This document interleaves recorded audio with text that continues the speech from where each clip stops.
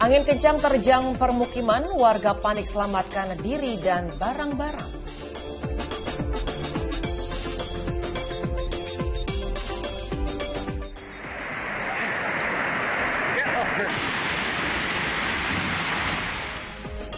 Dampak hujan deras, banjir menerjang sejumlah kawasan dan permukiman warga di Jawa Barat.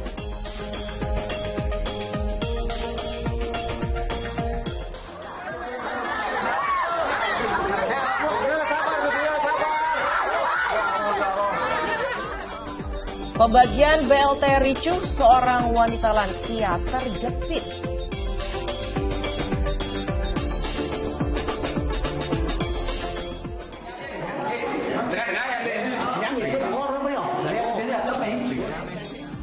Penyelamatan 5 orang mahasiswi yang terjebak di dalam lift berlangsung dramatis.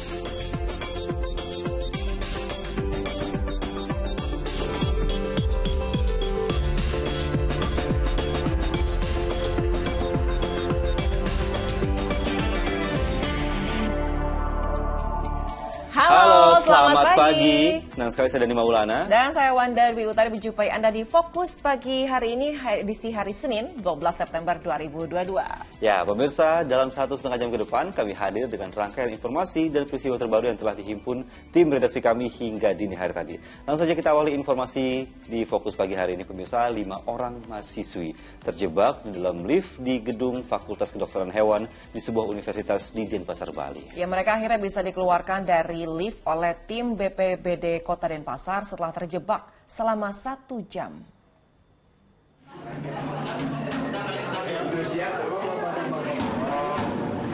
Petugas BPBD Kota Denpasar berjibaku berusaha mengeluarkan 5 orang mahasiswi yang terjebak di lift di Fakultas Kedokteran Hewan, sebuah universitas di Denpasar, Bali.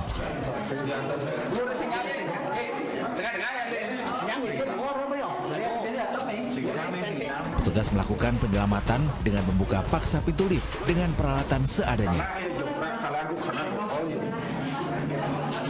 Tabung oksigen juga diberikan kepada mahasiswa yang terjebak. Bahkan salah satu mahasiswa yang berada di dalam lift dikabarkan dalam kondisi lemas.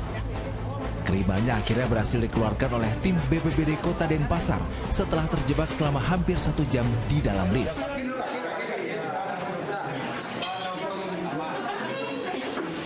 Turun dari lantai berapa tadi? Kami mau naik, Pak. Mau naik. Oh, terus kenapa? Terus liftnya kenapa? Tiba-tiba macet. Tiba-tiba macet. Kejadian ini diduga disebabkan lift yang mengalami malfungsi. Sementara mahasiswa yang ketakutan dan lemas berhasil ditenangkan oleh teman-temannya. Putu Setiawan melaporkan dari Denpasar, Bali. Pemirsa, banjir menerjang sejumlah kawasan dan permukiman warga di Jawa Barat menyusul hujan deras yang terus mengguyur wilayah tersebut. Ya, di Kota Bogor, selain merendam permukiman dengan ketinggian air 1 meter, sejumlah rumah warga jebol tergerus arus derasnya banjir.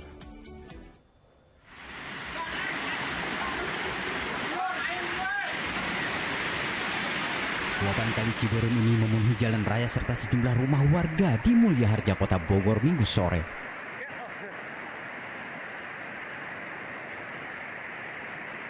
Tampak dalam video amatir warga sebuah atap rumah ambrol akibat tembok penahan tak kuat menahan laju air. Sedikitnya 3 bangunan di bibir kali jebol. Saluran air dan drainase yang tidak memadai karena maraknya bangunan yang berdiri di area ini membuat banjir kian parah. Tergenang air ketinggian kurang lebih sekitar ada yang sampai 2 meter. Tadi kita lihat saksikan di rumah sebelah 2 meter. Kalau yang di rumah sini kurang lebih 1 meter ketinggian genangan air akibat daripada hujan yang cukup deras. Banjir juga merendam puluhan rumah warga lainnya di Pasir Kuda. Berdasarkan data petugas setempat, total ada 11 titik permukiman warga yang terdampak bencana usai hujan deras yang terus mengguyur Kota Bogor. Warga hanya bisa pasrah sebab mereka tak bisa menyelamatkan barang berharganya. Tinggi apa gimana? Hujannya deras banget. Saya pas lagi di atas. Terus? Ya udah tahu-tahu udah naik aja airnya. Air? Langsung Ini masuk ke dalam rumah-rumah? Udah segini. Udah segini? Iya. Kota Bandung juga terendam banjir hingga arus lalu lintas kendaraan dan kegiatan warga lumpuh total. Sejumlah titik jalan utama di Kopo dan Lewi Panjang membuat kendaraan baik roda 4 maupun roda 2 tak bisa melintasi genangan. Bahkan diantaranya ada yang mogok lantaran terjebak banjir. Pergi main, ternyata terjebak banjir. Tadi hujannya besar banget. Itu sekitar berapa lama Bu hujannya sendiri Bu? Tadi ada 2 jam ya. 2 jam. Ada 1 meteran. Sepaha ya. Sepaha. Banjir dengan tumpukan sampah juga menggenangi permukiman warga di kawasan Jalan Peta.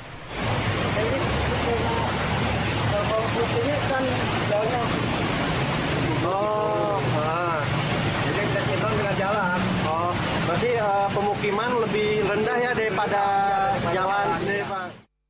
Banjir juga melanda sejumlah kawasan dan permukiman di Tasikmalaya. Di Indihiyang, air meluap dan memenuhi ruangan rumah warga. Warga sempat panik sebab air datang tiba-tiba. Mereka berupaya menyelamatkan diri, keluarga dan barang berharganya ke tempat aman dan yang lebih tinggi. Setengah 10. Iya. Posisi anak-anak udah bertidur tadi. Tidur. Terus?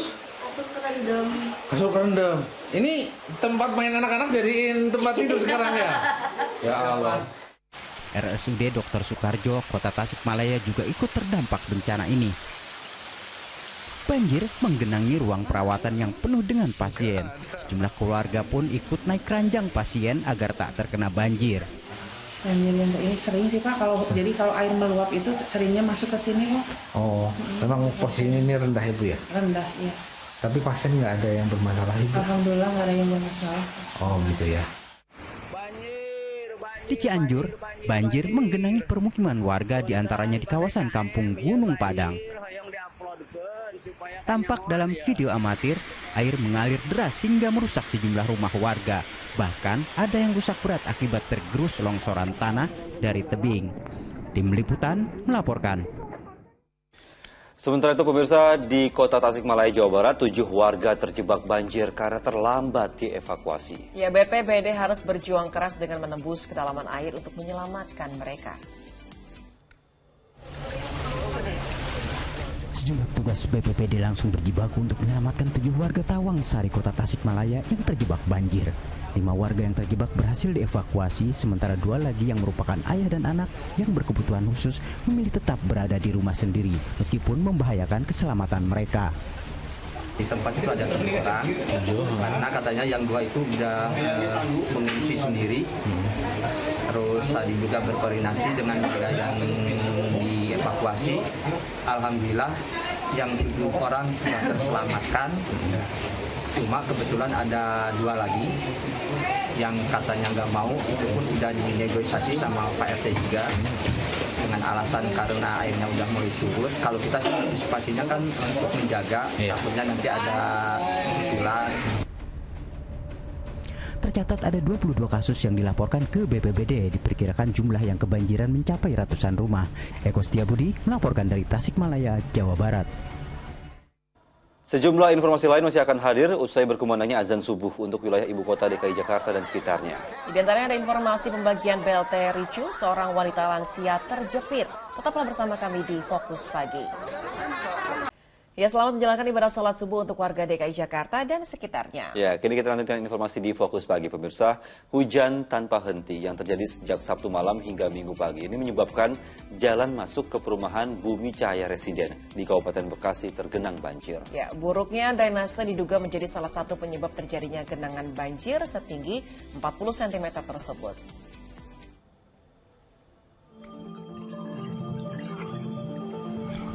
Jalan masuk kompleks perumahan Bumi Cahaya Residen Cibarusah, Bekasi hingga Minggu sore masih digenangi banjir setinggi hampir setengah meter. Akibat genangan banjir, kendaraan roda 2 maupun roda 4 kesulitan untuk melintas. Namun ada juga yang nekat menerobos banjir.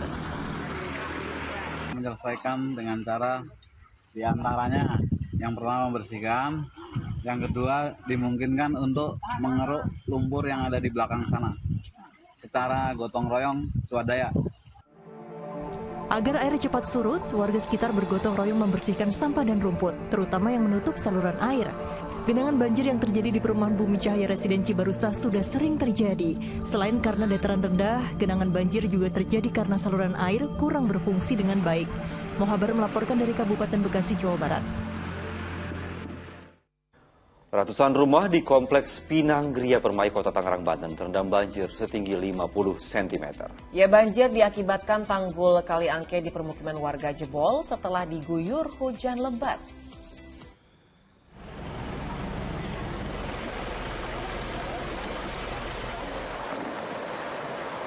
Banjir setinggi 50 cm masih merendam ratusan rumah warga di Kompleks Pinang Gria Permai, Kecamatan Pinang, Kota Tangerang, Banten pada Minggu siang. Sebelumnya banjir di permukiman ini mencapai 1 meter. Sejumlah warga mengungsi ke tempat yang lebih aman karena khawatir banjir susulan masih terjadi. Namun sebagian warga ada yang memilih bertahan di loteng rumah. Sejumlah petugas damkar Kota Tangerang berpatroli di lokasi dengan mengerahkan perahu karet jika sewaktu-waktu warga membutuhkan dievakuasi. Banjir terjadi karena tanggul Kali Angke yang berada di samping permukiman warga jebol, tak mampu menahan debit air setelah diguyur hujan deras.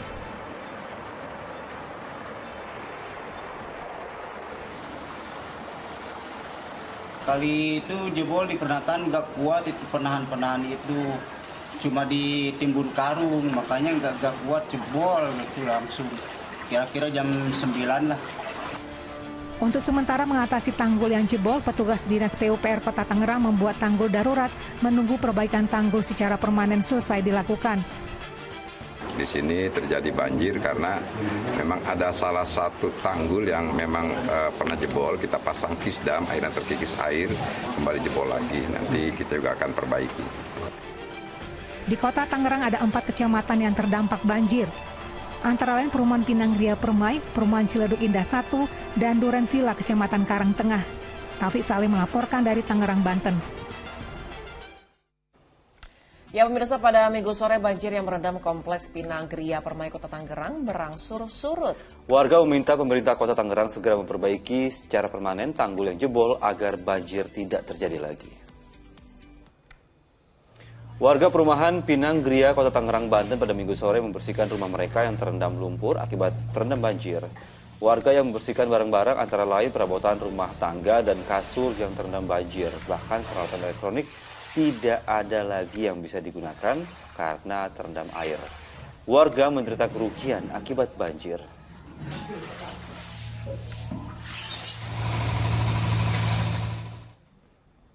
Ya, Jalan Jambi menuju Sungai Bahar Kabupaten Muaro Jambi terendam banjir hingga membuat arus lalu lintas terganggu. Sementara itu di Kabupaten Katingan, banjir yang merendam Kabupaten Katingan, Palangkaraya, Kalimantan Tengah ini banjir makin meluas hingga merendam 7 kecamatan. Luapan Sungai Katingan makin tak terbendung hingga mengakibatkan banjir yang makin meluas. Semula banjir merendam 3 kecamatan, kini bertambah ke 7 kecamatan, diantaranya Kecamatan Sanaman Mantike, Katingan Tengah, Pulau Malan, serta Katingan Hilir. Banjir dengan ketinggian hingga 1,5 meter di sejumlah titik ini merendam ribuan rumah warga.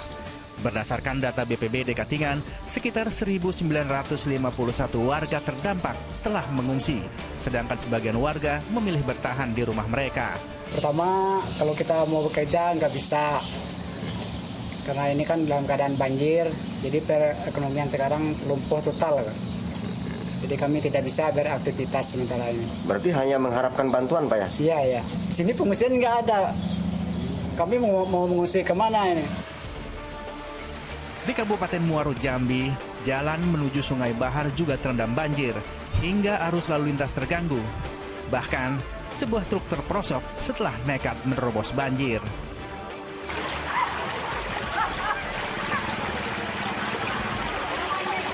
Tingginya curah hujan di daerah hulu beberapa hari terakhir diduga sebagai penyebab terjadinya banjir. Kami ini terlalu rendah. Kami mengharap pemerintah sini dibikin lebih tinggi lagi. Anak kami sampai tidak bisa sekolah, Pak. Sekolahnya ke sana, Trengsos. Untuk bisa melintas, pengendara sepeda motor terpaksa menggunakan perahu. Sementara untuk pemilik mobil harus menunggu hingga air surut. Hingga Minggu malam, banjir yang menggenangi jalan Sungai Bahar menuju Jambi berangsur surut dan bisa dilalui kendaraan. Sahrul Mubarok dan Rick Harsen melaporkan dari Palangkaraya, Kalimantan Tengah dan Kabupaten Muaro Jambi. Kita beralih ke peristiwa lain, pemirsa. 4 orang pemuda yang sedang mencari ikan di tepi Sungai Progo terseret banjir hingga 100 meter. Ya, 3 korban selamat dan 1 orang masih dalam pencarian. Sementara 1 keluarga yang tengah berwisata di Pelabuhan Ratu terseret ombak, 1 orang belum ditemukan.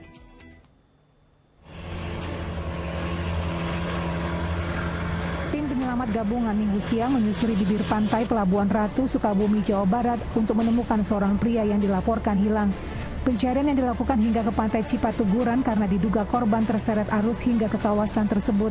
Namun cuaca buruk serta hujan deras yang turun pada hari kedua pencarian ini membuat jarak pandang menjadi terbatas. Sebelumnya pada Sabtu siang korban sedang berwisata bersama keluarganya. Namun 2 anak pria itu terbawa arus ke tengah laut. Seusai menolong kedua anaknya, korban malah terseret arus dan tenggelam. Jadi korban ini berusaha menyelamatkan kedua anaknya. Akan tetapi kedua anaknya berhasil ke pinggir dan Pak Deden menurut saksi itu kelelahan dan akhirnya tenggelam ke tengah begitu. Sementara itu Minggu pagi 4 pemuda yang mencari ikan di pinggir Sungai Progo, Kulon Progo, Yogyakarta terseret arus banjir sejauh 100 meter. 3 orang dapat diselamatkan, sementara seorang pemuda lagi masih dalam pencarian. Ketiga korban selamat dievakuasi ke rumah sakit karena mengalami trauma akibat kehilangan teman mereka. Keempat itu ke arah sini, terus masuk ke sungai, terus yang 4 itu langsung nyegur ke Progo. Tapi yang adiknya itu renangnya mungkin tidak bisa seperti ditolong oleh 1, yang dua langsung di sini, yang 2-nya ke sana, tapi ditolong nggak kuat, terus dilepas. Untuk menemukan korban, kelompok pencari gabungan dibagi dalam 3 tim. Pencarian di sungai dengan menggunakan perahu karet, penyelaman di sekitar lokasi kejadian, dan pencarian di darat sejauh 1 km. Tim Liputan melaporkan. Pemirsa, hujan deras yang mengguyur wilayah Lumajang, Jawa Timur mengakibatkan tebing perbukitan Apiketo longsor. Ya, dampaknya jalur lintas selatan penghubung Lumajang dan juga Malang ini terganggu selama berjam-jam. Ayo wong gentian wong. Warga berusaha menyelamatkan sepeda motor mereka yang terjebak reruntuhan di kawasan longsor di jalur penghubung Lumajang, Malang, Jawa Timur. Guyuran hujan membuat sejumlah titik longsor, seperti tebing setinggi 10 meter ini yang ambruk. Pohon besar pun tumbang dan turut menutupi badan jalan. Dengan alat berat, petugas berjibaku membersihkan reruntuhan. Bahkan ketebalan longsor mencapai lebih dari 5 meter.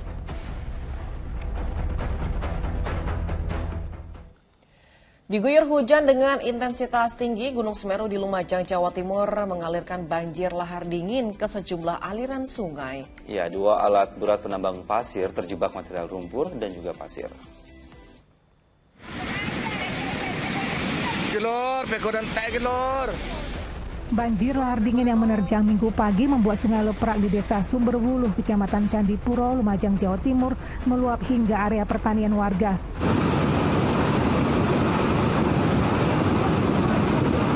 Bahkan 2 alat berat penambang pasir terjebak dan tertanam material lumpur dan pasir. Akibat banjir lahar dingin ini, aktivitas penambangan pasir lumpuh. Pagi-pagi belum subuh itu muntah. Banjir itu muntah ke sini sampai habis subuh itu udah sini besar sekali. Besar ya? Iya. Hingga 2 alat berat ini nggak bisa diselamatkan Pak ya? Itu coba nggak ada ini syarat apa itu kayaan ini. Hanya di BPBD.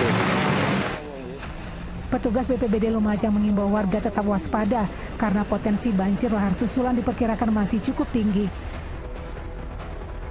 Sementara itu warga kembali menemukan kerangka manusia yang tertimbun di endapan material vulkanik di Desa Sumberwuluh, Candipuro Minggu siang. Diduga kerangka manusia itu adalah korban yang diterjang awan panas guguran Gunung Semeru beberapa waktu lalu. Setelah dilakukan identifikasi, korban diketahui bernama Herman, berusia 35 tahun, seorang penambang pasir. Untuk kondisinya ini sudah tulang belulang, cuma bisa dikenali dengan baju dan celana, itu yang bisa dikenali. Tercatat lebih dari 60 jenazah korban terjangan awan panas guguran Gunung Semeru yang tertimbun di lokasi penambangan telah dievakuasi. Nur Salim melaporkan dari Lumajang, Jawa Timur. Pemirsa, gempa bermagnitudo 6,1 yang mengguncang Mentawai, Sumatera Barat merusak bangunan. Ya, tak hanya itu, sejumlah korban terluka akibat tertimpa kayu rumah saat gempa mengguncang. La haula wala quwata illa billah. Terjadi gempa, saudara-saudara.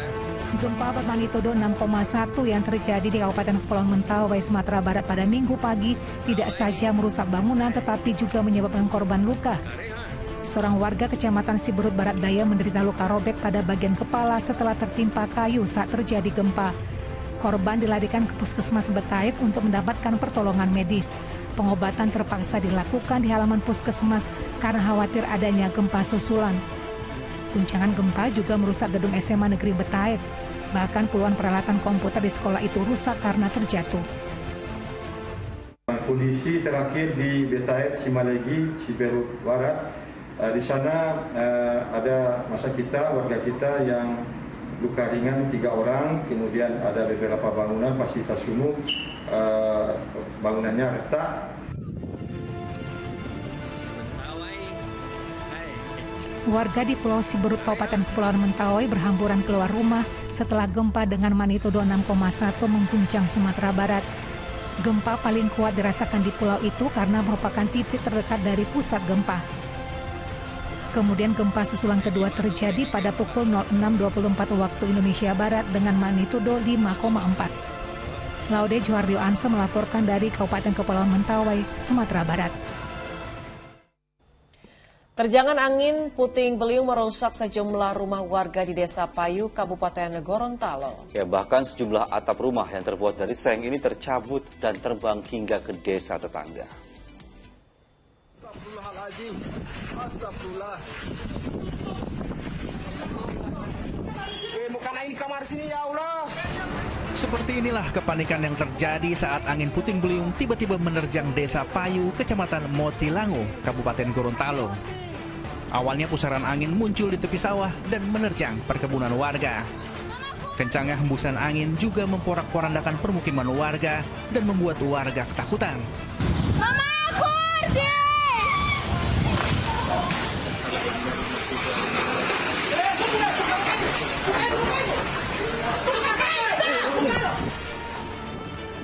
Tak hanya barang, seng atap rumah juga tidak luput terbawa angin. Angin. Weh, sen uti sana.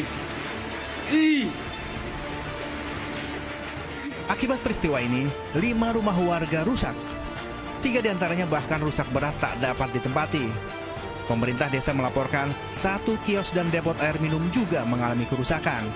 Sen-sen itu dibawa oleh puting beliung, entah dibawa kemana, tapi saya sudah mendapat informasi yang lainnya sudah berada di lokasi Pasir Putih dan yang lainnya sudah berada di lokasi Dusun Harapan dan yang lain di gunung-gunung, dan itu sudah diantar oleh warga ke tempat kejadian.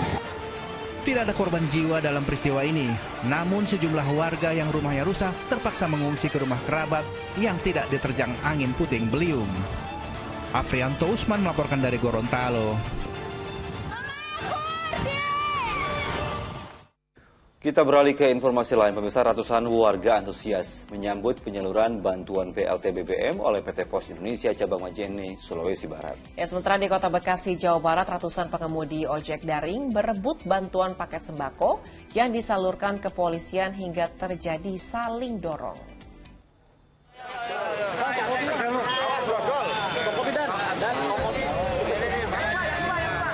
Ratusan pengemudi ojek online menyerbu bantuan paket sembako yang diberikan kepolisian Polres Metro Bekasi Kota di kawasan Galaksi Bekasi Selatan pada Minggu petang. Mereka bahkan rela antre hingga saling dorong demi mendapatkan bantuan dari petugas. Sebagian diantaranya bahkan berlarian lantaran khawatir kehabisan. Selain pengemudi ojol, petugas juga memberikan bantuan kepada sopir angkot hingga juru parkir. Tadi dapat sembako, alhamdulillah.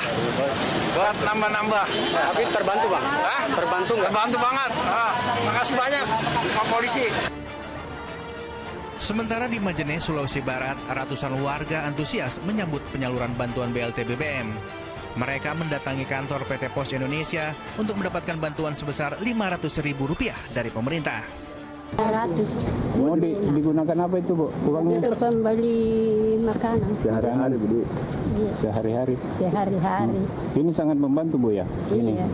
Ini bantuan? Iya. Bantuan langsung tunai dampak kenaikan BBM ini akan disalurkan kepada keluarga penerima manfaat di Kabupaten Majene secara bertahap hingga beberapa hari ke depan agar tidak terjadi penumpukan warga. Awang Darmawan dan Edi Junaidi melaporkan dari Bekasi, Jawa Barat dan Majene, Sulawesi Barat. Pemirsa, pembagian bantuan langsung tunai pengalihan subsidi BBM di Kota Cimahi, Jawa Barat diwarnai kericuhan. Ya, sejumlah warga lanjut usia ini terjepit di pintu masuk saat berdesakan.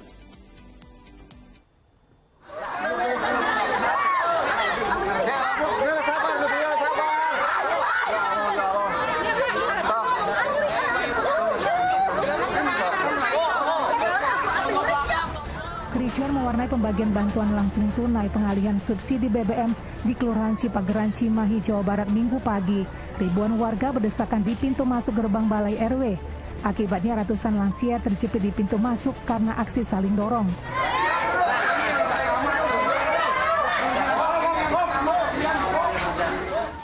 Minimnya petugas dan pengaturan jadwal yang kurang baik membuat pembagian BLT terlihat semrawut. Sementara warga datang berbarengan yang jumlahnya ribuan orang dari 10 RW. Gimana, pusing, Bu, ikut ngantri? Mau muntah. Jantung sakit, nggak kuat ngantrinya dari setengah 8. Nggak dijadwal, Bu, sebelumnya, Bu? Dari RW-nya enggak? Kasih dijadwal dulu sama RW-nya. Oke. RW ini gitu, ini mah enggak. Selain BLT BBM sebesar Rp300.000, warga juga mendapatkan bantuan pangan senilai Rp200.000. Muhammad Abbas melaporkan dari Cimahi, Jawa Barat. Kita beralih ke peristiwa lain, pemirsa. Kebakaran hebat menghanguskan satu bangunan ruko usaha grosir makanan di Kota Cimahi, Jawa Barat. Ya, diduga bangunan terbakar akibat hubungan pendek arus listrik.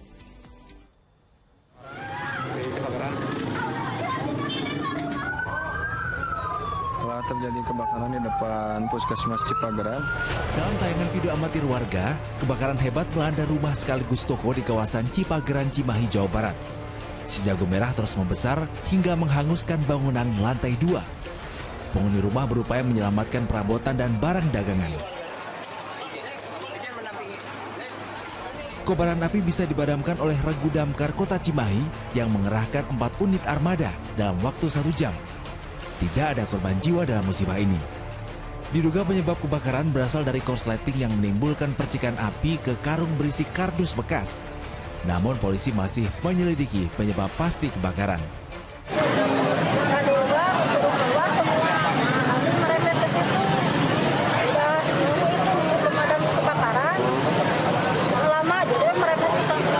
Lantai 2 itu tumpukan karung. Pemilik juga yang di dalam sudah tahu kan, malah tahunya itu dari teriakan warga yang di luar. Ada kebakaran, dia keluar, tahu-tahunya rumahnya aja yang kebakaran. Beruntung peristiwa kebakaran tak merembet ke bangunan atau rumah warga lainnya karena kobaran api berhasil dipadamkan. Kerugian akibat kebakaran ditaksir mencapai ratusan juta rupiah. Muhammad Abbas melaporkan dari Kota Cimahi, Jawa Barat. Karena menabrak beton pembatas bus Transjakarta, sebuah minibus terpental hingga membentur pohon di Durensawit, Jakarta Timur. Ya, kendaraan rusak berat dan 7 penumpangnya mengalami luka-luka. Ya, petugas dan warga berupaya mengevakuasi minibus yang rusak parah setelah menabrak beton pembatas jalur bus Transjakarta di Jalan I Gusti Ngurah Rai, Durensawit, Jakarta Timur, Minggu malam. Sebelum kecelakaan tunggal itu terjadi, mobil bermuatan 7 orang yang masih satu keluarga melaju dari arah Jatinegara menuju Penggilingan dengan kecepatan tinggi. Diduga sopir tak menguasai laju kendaraan dan kondisi jalan hingga menabrak pembatas jalur. Mobil terpental lalu menghantam pohon di tepi jalan. Semua penumpang selamat dan mengalami luka ringan. Mereka kemudian dilarikan ke kantor Palang Merah Indonesia.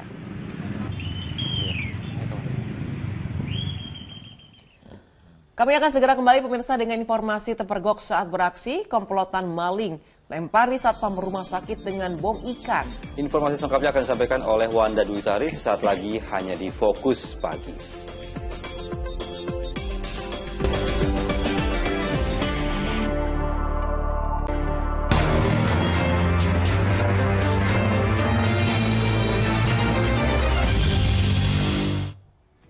Terima kasih Anda kembali menyaksikan Fokus Pagi bersama saya Wanda Dwi Utari. Kita lanjutkan informasi di pagi hari ini. Pemirsa, komplotan maling nekat melempari satpam rumah sakit di Probolinggo dengan bom ikan saat diadang setelah terpergok mencuri motor di tempat parkir. Akibatnya satpam mengalami luka-luka terkena serpihan bom ikan.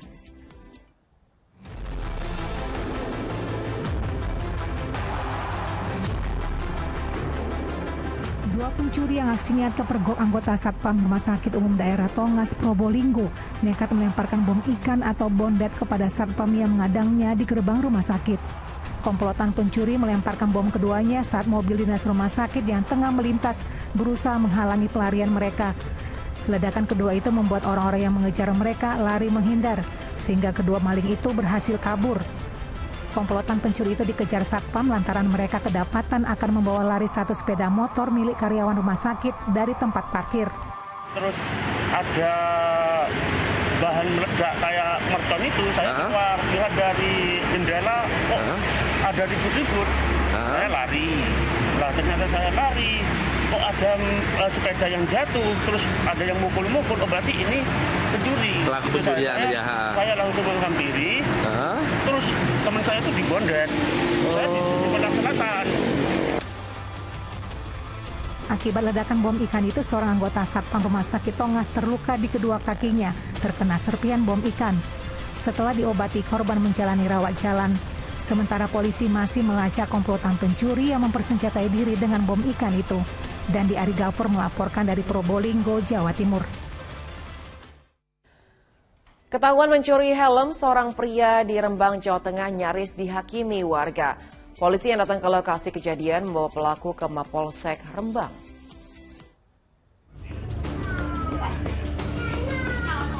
Dalam video ini terlihat aksi seorang pria mencuri helm di parkiran salah satu minimarket di Jalan Pantura, Rembang, Jawa Tengah, Sabtu siang. Saat hendak kabur dengan sepeda motornya, pelaku dikejar satpam minimarket hingga pelaku terjatuh. Pelaku nyaris menjadi bulan-bulanan warga sebelum akhirnya polisi datang mengamankannya dan kemudian dibawa ke Mapolsek Rembang Kota. Modus yang digunakan oleh tersangka terduga pelaku, dia berpura-pura parkir di Alfamaret, kemudian memantau situasi, kemudian sekiranya aman melaksanakan aksi pencurian helm. Untuk helm yang dicuri tadi ditaksir sekitar 500.000. Selain di minimarket, diduga pelaku juga sering melakukan aksinya di tempat lain. Arif Nur melaporkan dari Rembang, Jawa Tengah. Tindakan oknum tenaga kerja kontrak berseragam sekolah dan berada di sebuah tempat hiburan di Bekasi, Jawa Barat menuai perhatian masyarakat luas. Komisi Perlindungan Anak Daerah memastikan perbuatan oknum TKK itu tidak terpuji dan tidak pantas jadi tontonan terutama oleh anak-anak.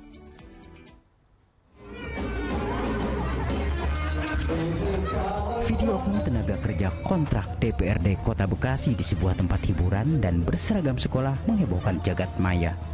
Komisioner KPAD Kota Bekasi pun angkat bicara sebab perbuatan oknum TKK ini tak terpuji, bahkan tidak pantas jadi tontonan terutama untuk anak-anak. KPAD juga menyayangkan adanya tindak kekerasan dari oknum tersebut seperti perundungan. Terus saya juga sudah melihat videonya, ada beberapa adegan-adegan sebenarnya itu akan menjadi sebuah presiden buruk ketika itu nanti ditiru oleh anak-anak kita. Aktivitas yang mereka menggunakan seragam, terus mereka melakukan, walaupun mungkin itu bercanda ya, tapi pengumpulan itu akan ditiru. Karena hakikatnya setiap anak kita itu kan menduplikat ya. Menduplikat, meniru, gitu. Kalau itu diikuti oleh anak-anak itu akan menjadi permasalahan besar, terutama terhadap norma, nilai etika masyarakat. Sebelumnya 3 orang wanita yang diduga sebagai tenaga kerja kontrak atau TKK di DPRD Kota Bekasi berseragam sekolah bersama seorang pria menyanyi di sebuah tempat hiburan. Tak hanya bernyanyi, tapi mereka juga berulah hingga menghebohkan masyarakat luas. Awang Darmawan melaporkan dari Bekasi, Jawa Barat.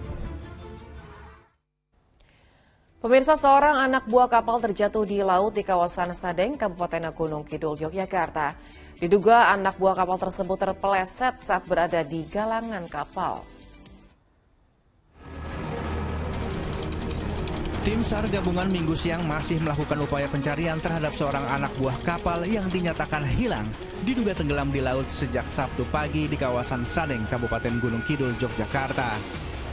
Anak buah kapal bernama Didit itu mencari ikan bersama seorang anak buah kapal lain dan seorang nahkoda menggunakan kapal ikan bernama Putra Usaha. Peristiwa berawal saat kapal akan kembali ke dermaga ikan Pantai Sadeng usai mencari ikan. Namun dalam perjalanan, Didit nampak akan buang air besar di galangan kapal. Namun rekan Didit tak melihatnya di posisi semula. Diduga Didit terpeleset dan terjatuh ke laut. Rekan korban kemudian berusaha mencari Didit di sekitar lokasi, namun tak membuahkan hasil. Mereka kemudian melaporkan kejadian tersebut ke tim SAR yang ada di Pantai Sadeng. Tim SAR kemudian menerjunkan 3 kapal untuk menyisir lokasi kejadian. Tim SAR gabungan juga memperlebar lokasi pencarian untuk menemukan anak buah kapal itu. Itu di 65 mil dari Pantai Sadeng. Itu setara berapa kilo, Pak? Setara 90 kilo dari Pantai Sadeng. Krunya kapal itu melakukan pencarian selama 2 jam di seputaran TKP. Namun demikian tidak diketemukan karena menurut kesaksian dari kru itu korban tidak bisa berenang. Angin kencang serta gelombang tinggi menjadi kendala tersendiri bagi tim SAR gabungan mencari Didit. Namun operasi pencarian terus dilakukan hingga menemukan keberadaan ABK tersebut. Gandung Jatmika melaporkan dari Kabupaten Gunung Kidul, Yogyakarta. Di informasi lain, pemirsa, mobil berpenumpang 3 wanita tertabrak kereta api di Madiun, Jawa Timur. Kendaraan tersebut terseret beberapa meter hingga ringsek.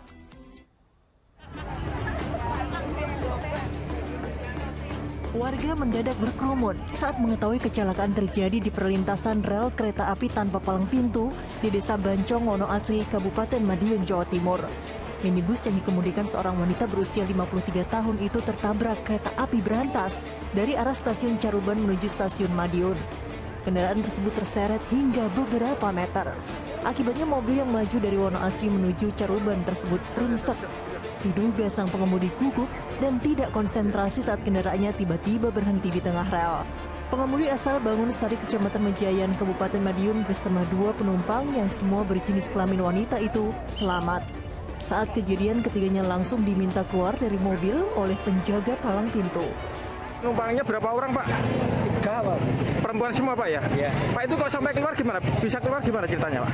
Saya cabut, bukan saya cabut. Saya ayo keluar gitu. Berarti orangnya masih dalam itu, Pak, ya? Iya, tapi kan posisi mobil bisa dibuka langsung geret, saya geret. Itu kereta. Masyarakat berharap pemerintah setempat segera memasang palang pintu di perlintasan rel karena dapat membahayakan keselamatan jiwa. Dirgo Suyono melaporkan dari Madiun, Jawa Timur. Pemirsa, sepanjang awal tahun hingga akhir bulan Agustus banyak terjadi kecelakaan maut yang melibatkan kendaraan truk. Kecelakaan diakibatkan dari kelalaian sopir hingga tak layak jalannya kendaraan. Lagi-lagi, hanya sopirnya yang dijadikan tersangka, padahal bisa jadi kelalaian juga dari pemilik kendaraan.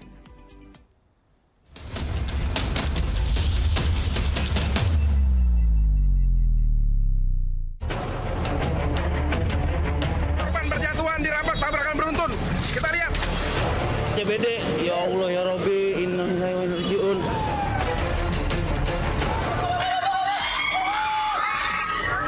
Awal tahun 2022, publik dibuat terkejut dengan tabrakan maut yang terjadi di persimpangan Simpang Muara Kapak, Balikpapan, Kalimantan Timur. 5 orang tewas dan belasan lainnya terluka akibat truk tronton datang dengan kecepatan tinggi menabrak sejumlah pengendara di lampu merah. Hasil pemeriksaan, truk yang membawa 20 ton kapur itu mengalami remblong. Hasil investigasi juga mendapati truk melakukan sejumlah pelanggaran seperti dimensi yang dimodifikasi. CBD, ya Allah ya Rabbi, inna lillahi wa inna ilaihi raji'un. 6 bulan berselang, tepatnya 18 Juli, laka maut juga terjadi di Cibubur, Bekasi, Jawa Barat. Kali ini truk besar milik Pertamina menyeruduk sejumlah pengendara di perempatan lampu merah Transyogi saat sedang ramainya masyarakat pulang kerja. 11 orang tewas dan belasan orang lainnya terluka. Lagi-lagi, kecelakaan diakibatkan rem blong pada truk sehingga sopir hilang kendali. Kecelakaan harapan Indomaret, Walatang. Kurang dari sebulan peristiwa maut serupa terjadi di Cianjur, Sukabumi, Jawa Barat. Sebuah truk tronton bermuatan tepung menabrak 5 kendaraan di depannya. 6 orang tewas dan 4 orang lainnya luka-luka. Rem yang blong kembali menjadi alasan utamanya.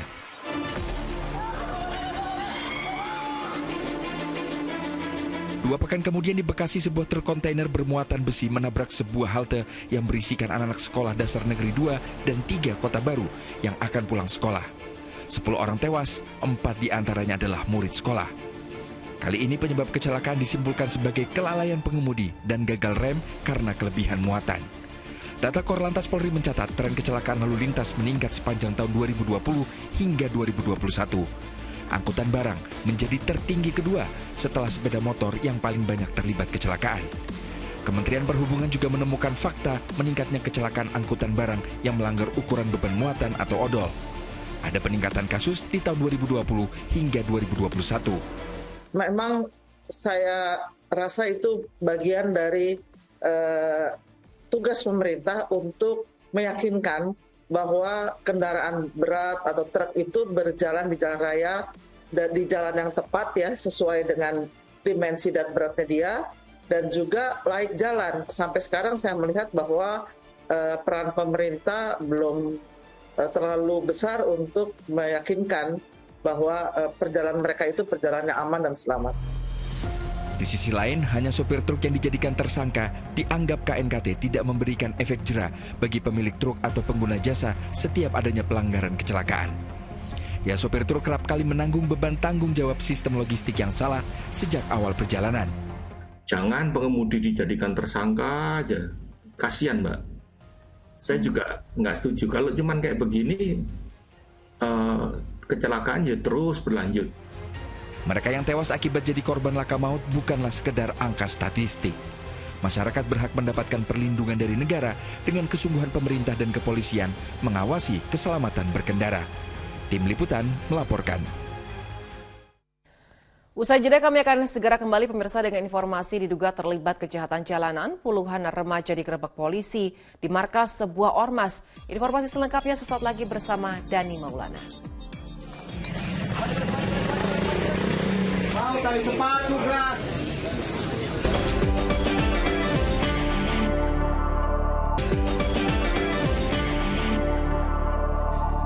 Anda kembali menyaksikan Fokus Pagi bersama saya Dani Maulana. Pemirsa, 2 karyawan yang mencuri di toko peralatan rumah tangga ditangkap polisi. Seorang pelaku sempat menolak akan ditangkap dan melakukan perlawanan.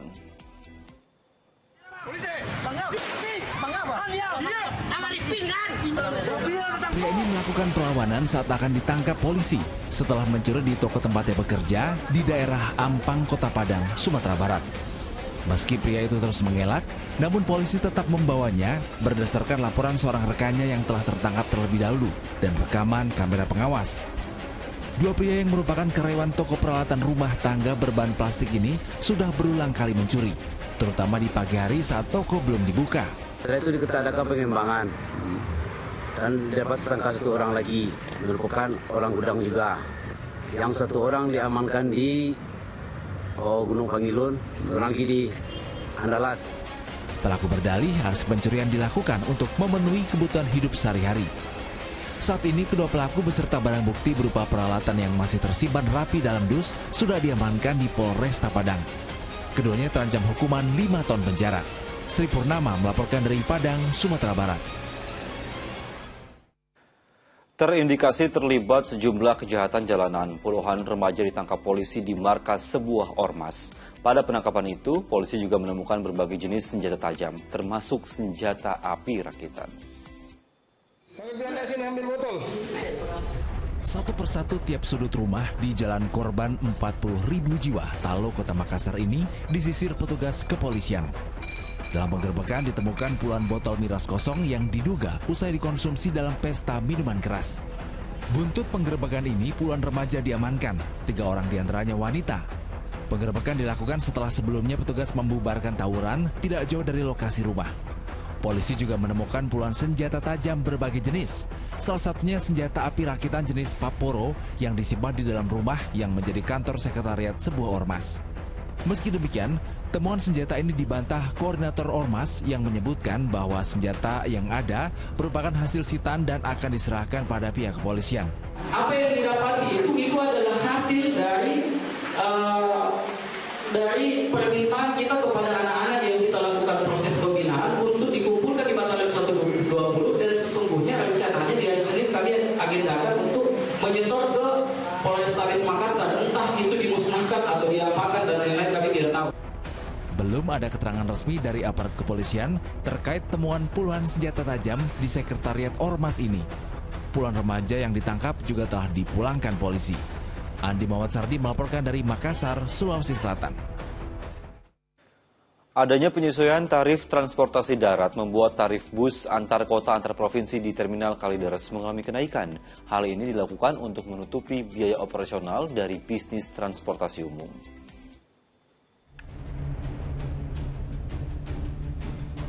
Terminal Kalideres sudah menaikkan harga tiket untuk bus antar kota antar provinsi sejak pekan lalu. Kenaikan harga ini juga disesuaikan dengan kota tujuan. Akibatnya, jumlah penumpang pun turun setelah adanya penyesuaian tarif bus akap. Ada yang 50, 20, 100 ribu juga ada. Nah, untuk ada gak sih keluhan dari penumpang ini, Mbak? Ya mungkin keluhannya ya kok mahal banget sih sekarang, kayaknya kemarin nggak segini. Penumpang yang membeli tiket untuk tujuan luar kota pun memaklumi dengan adanya kenaikan harga ini. 2,5. 2,5. Biasanya tuh beli berapa? 220 lah, yang sebelumnya itu 220. Terus gimana nih tanggapannya dengan kenaikan harga ini? Ya dimaklumin aja lah, karena kan BBM sekarang naik nih. Ya semuanya serba naik lah. Sektor transportasi menjadi sektor yang paling terdampak dari kenaikan harga BBM. Kementerian Perhubungan pun resmi menaikkan tarif angkutan antar kota antar provinsi untuk kelas ekonomi. Hal ini dilakukan guna bisa menutup biaya operasional dari bisnis transportasi umum ini. Penyesuaian tarif batas atas dan batas bawah juga disesuaikan dengan wilayah yang terbagi menjadi dua. Wilayah 1 untuk Sumatera, Jawa, Bali, dan Nusa Tenggara. Sedangkan wilayah 2 untuk Kalimantan, Sulawesi, dan Indonesia Timur. Agisa Febila Ahmad Hilman melaporkan dari Jakarta. Pengurus Asosiasi Advokat Indonesia atau AAI masa jabatan 2022-2027 resmi dilantik di Jakarta Minggu siang. Pada kesempatan ini, Ketua AAI berpesan agar para advokat terus berkomitmen menjunjung integritas dan bermanfaat bagi banyak pihak. Ketua Umum Asosiasi Advokat Indonesia AAI, Ranto Simanjuntak, melantik pengurus AAI di Jakarta. Selain melantik Dewan Pakar, Dewan Penasihat, dan Dewan Pengawas, AAI juga melantik 3 DPC dari 3 wilayah, yakni DPC Tangerang, Jakarta Timur, serta Jakarta Pusat. Pada kesempatan ini, Ketua AAI mengingatkan agar advokat dalam kepengurusan bisa menjadi advokat yang berintegritas, sekaligus bersinergi dengan kepolisian. Sudah seharusnya advokat bisa bermanfaat bagi banyak pihak. Menjadi advokat yang berintegritas, ya, advokat yang juga sinergi dengan aparat penegak hukum yang lain, baik itu kepolisian, kejaksaan, pengadilan, dan juga kita bisa berguna bagi masyarakat dalam hal penegakan hukum. Itu yang kita harapkan, kita menjadi advokat AAI bukan sekedar hanya menjadi advokat, tapi juga menjadi manfaat bagi banyak. Pemirsa, Kementerian Pariwisata dan Ekonomi Kreatif menetapkan negeri Hila, Maluku Tengah sebagai salah satu dari 50 desa wisata terbaik di Indonesia. Selain keindahan alamnya, negeri Hila memiliki berbagai potensi yang bisa dikembangkan untuk menopang ekonomi masyarakat.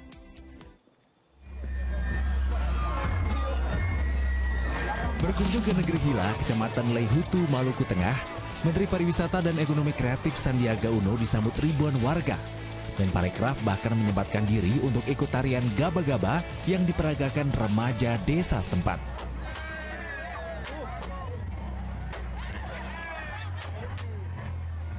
Salah satu agenda kunjungan Sandiaga Uno di desa ini adalah untuk meresmikan Desa Hila sebagai salah satu nominasi desa wisata terbaik di ajang Anugerah Desa Wisata Indonesia.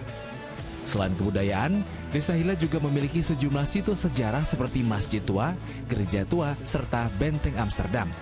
Kalau tentang kekuatan Indonesia, negara yang toleransi umat beragama, toleransi antara suku bangsa ini sangat terlihat di sini. Jadi ini pemandangan yang indah, budaya yang luhur, dan produk-produk ekonomi kreatifnya. Dalam kunjungannya, Menteri Sandiaga Uno juga menyempatkan berdialog meninjau pameran kerajinan serta usaha kecil dan menengah hasil produksi warga setempat. Juri Samaneri melaporkan dari Kabupaten Maluku Tengah, Provinsi Maluku. Dari awalnya hanya hobi semata, Dinar Sulistyo, perajin asal Kabupaten Boyolali, Jawa Tengah ini menyulap tanah liat menjadi patung miniatur yang hasilnya mirip dengan pemesan maupun tokoh-tokoh tertentu. Kini hobinya justru menghasilkan omset jutaan rupiah. Inilah berani berubah patung miniatur dari hobi menjadi rezeki.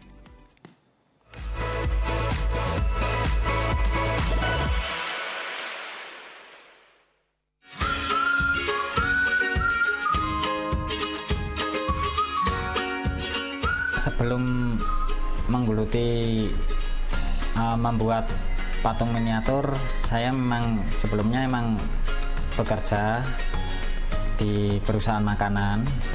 Nah, setelah sekitar tahun 2019 saya mulai belajar karena hobi saya menggambar, terus kepingin yang lebih menurut saya beda dari yang lain lah.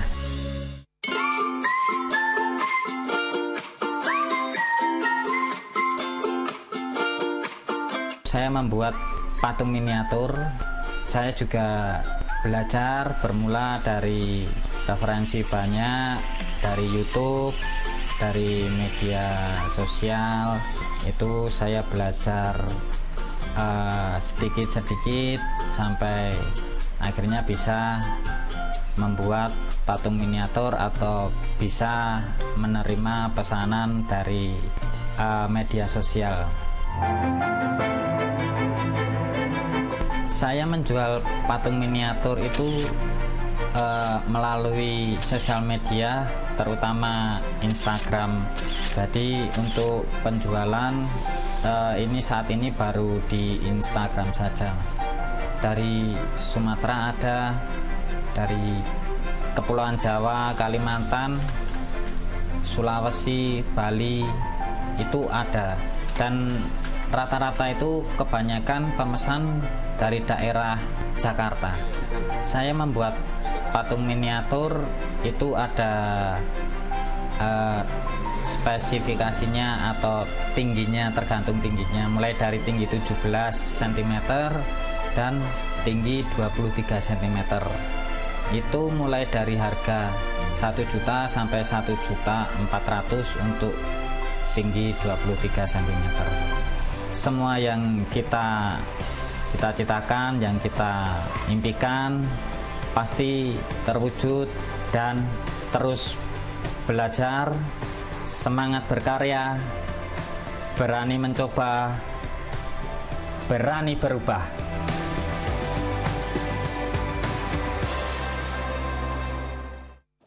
Kita jeda sejenak pemirsa, Fokus Pagi akan kembali hadir dengan sejumlah informasi lainnya. Di antaranya adalah Persib Bandung yang memetik kemenangan dramatis di kandang Arema FC. Fokus Pagi segera kembali.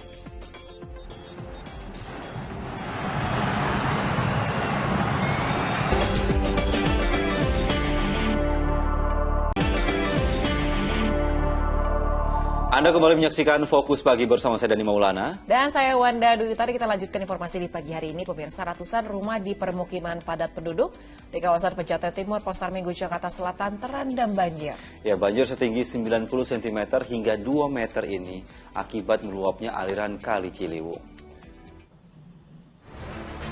Ratusan rumah warga di permukiman padat penduduk di RW 8 Pejaten Timur, Pasar Minggu, Jakarta dini hari tadi terendam banjir.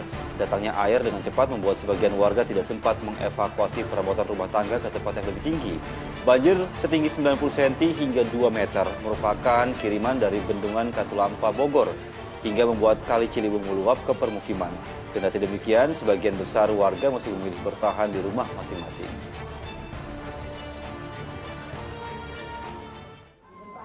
Selain kawasan Pejaten Timur, banjir juga merendam ratusan rumah warga di 4 RT di RW 7, Jalan Bina Warga, Rawajati, Pancoran, Jakarta Selatan. Ketinggian air bervariasi mulai dari 50 cm hingga 1 meter di sejumlah titik. Saat banjir menerjang, sebagian warga nampak sibuk memindahkan perabotan rumah tangga termasuk kendaraan bermotor ke tempat yang lebih tinggi. Warga masih memilih bertahan di rumahnya masing-masing dan berharap air banjir dapat segera surut.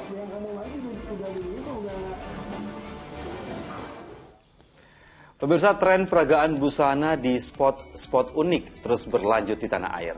Ya, seperti peragaan busana batik digelar di pinggir pantai eksotis di Jember, Jawa Timur. Selain mengangkat potensi batik motif lokal, pertunjukan tersebut juga untuk menyokong geliat wisata yang sempat terpuruk selama pandemi COVID-19.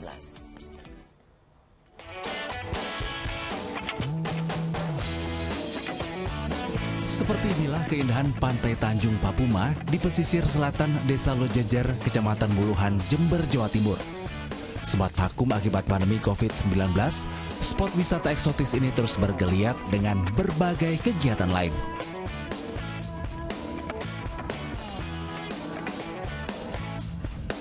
Salah satunya adalah peragaan busana batik yang digelar di pinggir pantai pada Minggu sore. Seperti fashion show pada umumnya, panggung catwalk pun disiapkan secara khusus. Bedanya, catwalk kali ini bukan berupa karpet, melainkan panggung berpasir putih dengan ornamen tanaman pantai di setiap sisinya. Satu persatu beragam busana pun tampil mengenakan kostum batik bermotif lokal.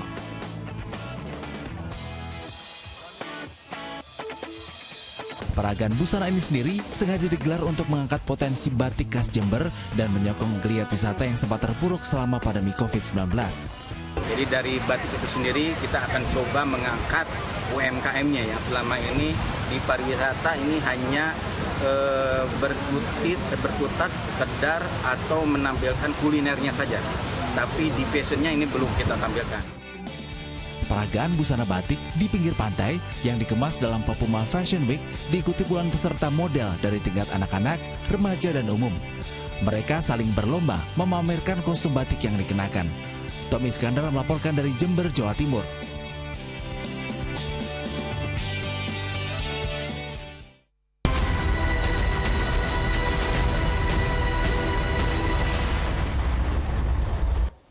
Kita beralih ke informasi lapangan hijau, pemirsa. Dari pekan ke-9 BRI Liga 1, Persib Bandung memetik kemenangan dramatis 2-1 di kandang Arema FC. Ya, laga tersebut juga jadi momen perdamaian antara Bobotoh, Persib, dan Aremania yang sempat merenggang dalam beberapa tahun terakhir. Duel syarat gengsi tersaji kala Arema FC menjamu Persib Bandung pada pekan ke-9 BRI Liga 1 di Stadion Kanjuruhan, Kabupaten Malang, Minggu sore. Laga ini semakin menarik dengan sambutan hangat yang diberikan Aremania kepada Bobotoh Persib yang hadir di Kanjuruhan, mengingat hubungan kedua supporter yang sempat merenggang dalam beberapa tahun terakhir. Tampil di kandang sendiri, Arema beberapa kali mengancam di babak pertama lewat berbagai peluang yang dihasilkan. Namun gol yang ditunggu Arema baru tercipta jelang paruh pertama berakhir. Dedik Setiawan berhasil memanfaatkan umpan dari sisi kiri penyerang Arema dan mengubah kedudukan menjadi 1-0. Tak butuh waktu lama, Maung Bandung membalas di awal babak kedua. Beckham Putra yang masuk sebagai pemain pengganti mencatatkan namanya di papan skor setelah tendangan kerasnya menghujam deras masuk ke gawang Arema yang dikawal Teguh Amiruddin. Persib justru berbalik unggul 3 menit jelang waktu normal berakhir. Umpan terukur Rahmat Irianto dituntaskan dengan baik oleh David Da Silva lewat sontekannya dan mengubah papan skor 2-1 untuk keunggulan Pangeran Biru. Ini merupakan gol ke-8 Da Silva untuk Persib musim ini. Tertinggal 1 gol, Singo Edan berusaha membalas. Namun berbagai peluang yang dihasilkan kerap menemui jalan buntu. Skor 2-1 untuk keunggulan Persib bertahan hingga laga usai. Hasil ini meneruskan tren positif Pangeran Biru di bawah asuhan Luis Mia. Sedangkan bagi Arema, ini merupakan hasil kurang baik di laga debut Javier Roca sebagai pelatih. Ya, sementara dari laga lain, Persija Jakarta semakin impresif di bawah asuhan Thomas Doll. Ya, Macan Kemayoran menang tipis 1-0 di markas Barito Putra, sekaligus meneruskan catatan positif 8 laga tanpa kekalahan.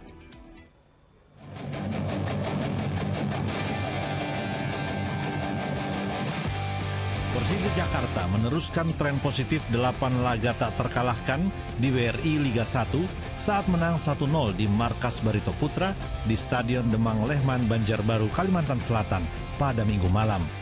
Bermain sebagai tim tamu, Persija berpeluang unggul ketika laga baru berjalan 1 menit. Namun sayang, Michael Kremencik gagal mencetak gol meski tinggal berhadapan dengan kiper Barito. Peluang Persija untuk unggul kembali hadir pada menit ke-38. Tapi lagi-lagi, Kremencik tak mampu memaksimalkan peluang untuk menjadi gol. Pada paruh kedua, gol yang ditunggu akhirnya tercipta. Di menit ke-68, kecepatan Ricky Cawor menusuk pertahanan Barito berbuah gol lewat sepakan Michael Kremencik. Ini merupakan gol kelima striker asal Ceko di BRI Liga 1 musim ini. Keunggulan 1-0 bertahan hingga wasit meniup peluit akhir. Hasil ini mengantarkan Persija terus memperpanjang torehan positif di BRI Liga 1 bersama pelatih Thomas Doll dengan 8 laga tak terkalahkan. Bahkan Persija selalu menang dalam 5 pertandingan terakhir. Sementara Barito Putra semakin terpuruk di zona degradasi.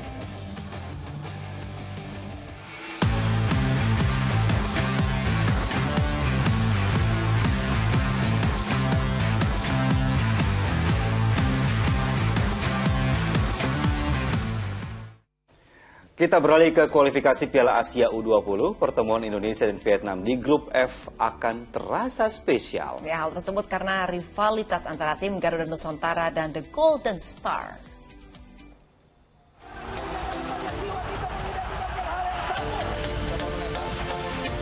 Timnas Indonesia akan berjumpa Vietnam di babak kualifikasi Piala Asia U20 di grup F bersama Timor Leste dan Hong Kong. Pertemuan kedua tim kerap memunculkan bumbu tersendiri. Dalam 4 bulan terakhir, Timnas Indonesia dan Vietnam telah bertemu 4 kali di berbagai kelompok umur. Pertemuan perdana terjadi di ajang SEA Games pada 6 Mei 2022. Kala itu Indonesia U23 harus takluk dari Vietnam dengan skor 0-3. Sebulan berselang, kedua negara kembali bertemu di ajang AFF U19. Duel kedua tim berkesudahan 0-0. Namun, cerita berlanjut di turnamen ini saat Vietnam dan Thailand dituding bermain mata demi menyingkirkan Garuda Nusantara di laga terakhir fase grup. Tim Garuda akhirnya bisa membalaskan dendamnya kepada tim Golden Star, tepatnya di ajang Piala AFF U16. Tim asuhan Bima Sakti bertemu Vietnam sebanyak 2 kali dan keduanya berakhir dengan kemenangan. Pada laga grup A, Indonesia memetik kemenangan 2-1. Kemudian, hasil manis kembali ditorehkan di babak final.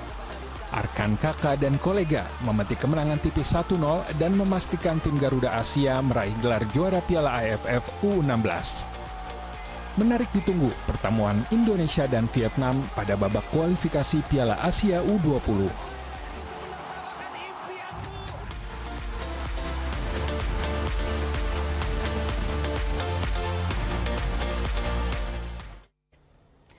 Ya pemirsa, Indosiar, rumah sepak bola Indonesia. Saksikan kualifikasi AFC U20 Asian Cup Uzbekistan 2023 mulai 14 September pukul 19.30 waktu Indonesia Barat. Live dan eksklusif di Indosiar dan juga di video. Ya, laporan tadi menutup kebersamaan kita di Fokus Pagi hari ini. Pemirsa, tetap kencangkan protokol kesehatan. Saksikan info terkini juga corona hanya di video.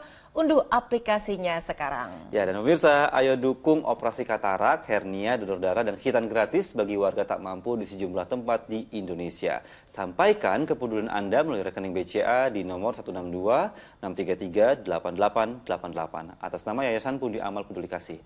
Kepedulian kita adalah harapan mereka. Ya, usai Fokus Pagi, pemirsa jangan lewatkan untuk menyaksikan program Mega Series Panggilan. Mewakili teman-teman yang bertugas, saya Wanda Dwi Utari. Dan saya Dani Maulana pamit undur diri. Selamat pagi, selamat beraktivitas, jaga kesehatan selalu, dan sampai jumpa.